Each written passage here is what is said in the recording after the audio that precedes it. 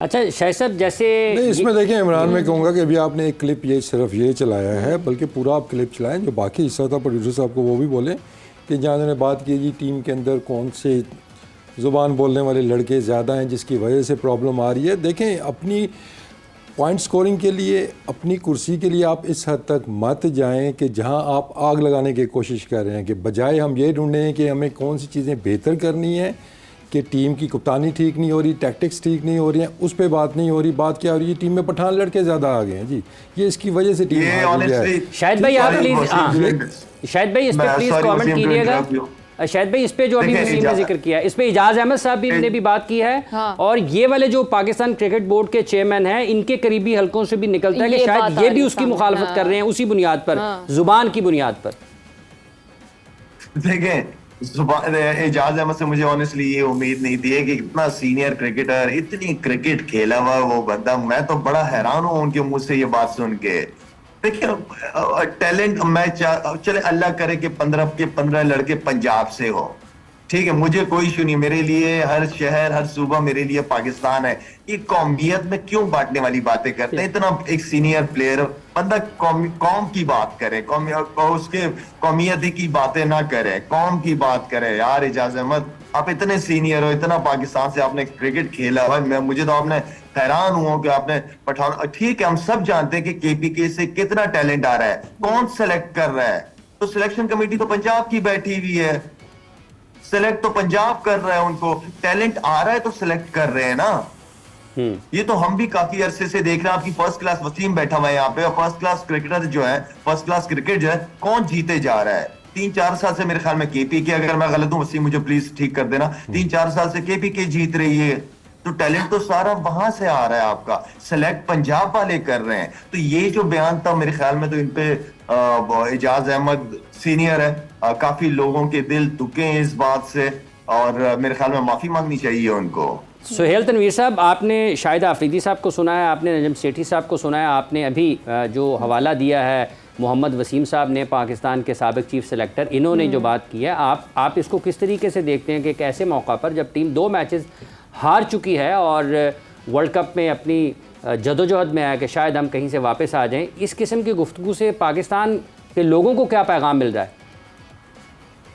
देखिए पहले तो जो शाहिद भाई ने बात की ग्रुपिंग के ऊपर, नॉर्मली होता ही है कि जब आप किसी ड्रेसिंग रूम का हिस्सा होते हैं, 15 प्लेयर्स होते हैं, मैच के बाद कुछ लोगों की आपस में अंडरस्टैंडिंग अच्छी होती है। हमारे टाइम पे भी थी, 3-4 लड़कों का एक ग्रुप होता है, वो हैंग आउट करते हैं, बाहर जाते हैं, कभी एक रूम में, मतलब एक रूम में 5-6 प्लेयर इकट्ठे हो जाते हैं, इसी तरह बाकी 4-5 है वो दूसरी जगह इकट्ठे हो जाते हैं।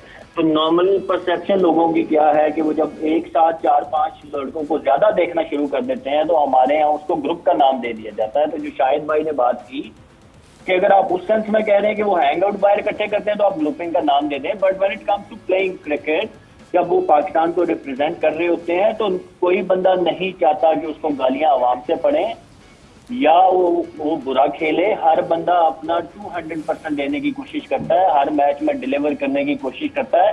होता या नहीं होता वो एक अलग बात है, but everybody tries to give 100% and perform in each and every game. यहाँ पे बस वो मैंने कहा ना कि वो शाहिद भाई ने भी बोला कि जब हारते हैं ना आप, तो फिर हर बंदे को बहुत सारे इश्यूज भी नजर आना शुरू आ जाते हैं, प्रॉब्लम्स भी नजर आना शुरू आ जाती है। दैट डजंट मीन कि प्रॉब्लम्स नहीं है, लेकिन एग्जैजरेट हो जाती है चीजें, बहुत ज्यादा प्रोमिनेंट हो जाती हैं।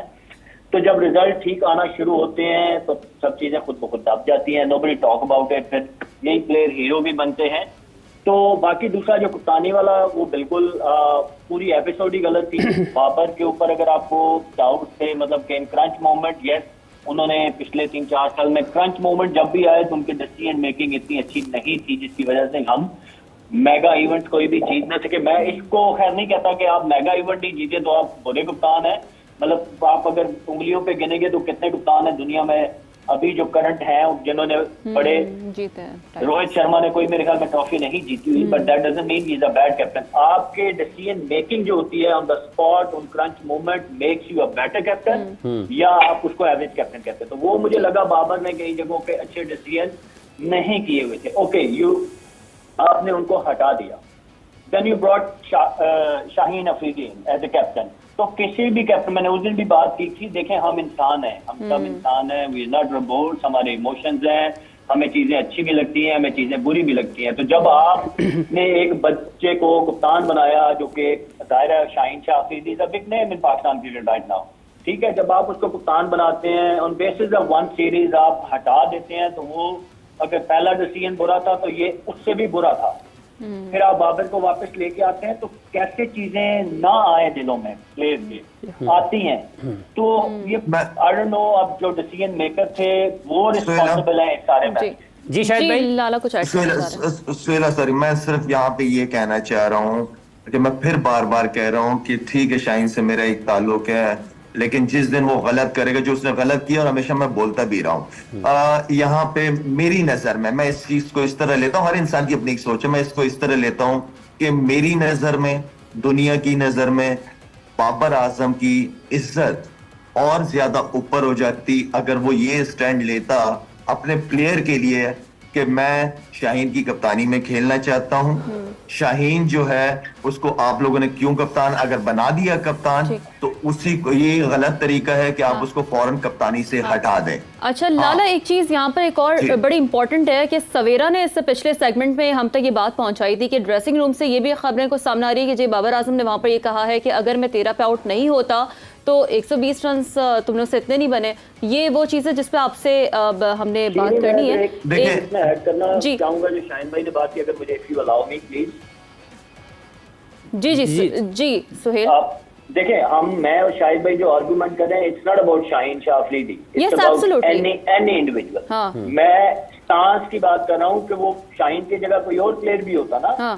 तो उसको भी बुरा लगता है। इट्स नॉट अबाउट कि शाहीन है तो शाहिद भाई बोल रहे हैं या मैं बोल रहा हूँ, उसकी शाहीन की जगह किसी और को भी बाबर के बाद कप्तान बना के हटा दिया जाता, तो वो तो वो उनके मोराल पे भी होता है। बिल्कुल ऐसे ही। अच्छा, इस डिस्कशन को यहाँ से शायद कौन जी शायद भाई आप जारी रखें।